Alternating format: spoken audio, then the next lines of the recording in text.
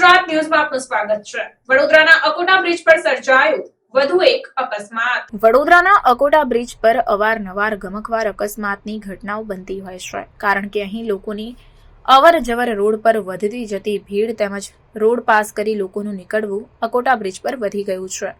ત્યારે બપોરના 2 વાગ્યાના અરસામાં એક બહેન એક્ટિવા લઈને ફૂલ સ્પીડે અકોટા તરફથી બ્રિજથી નીચે તરફ જતા 2 યુવકોનું રસ્તા પાસે ફરી સામેની તરફ જતા બહેનની એક્ટિવા સાથે ભટકાઈ ગયા હતા, જેના કારણે અકસ્માતની ઘટના બનવા પામી હતી। આ ઘટનામાં એક ભાઈ એક્ટિવાની ઝપેટમાં આવી જતા પટકાઈ પાછળ બીજી એક કાર સાથે પણ જબરદસ્ત ભટકાયા હતા।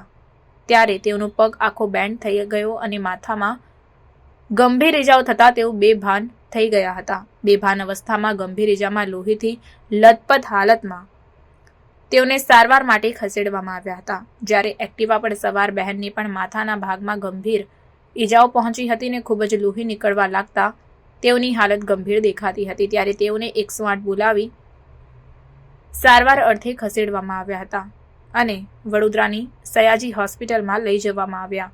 ત્યારે મદદ કરવા માટે અશોક વાઘેલા ત્યાંથી પસાર થતા તેઓ દ્વારા મદદ કરીને સરાહનીય કામગીરી કરવામાં આવી હતી।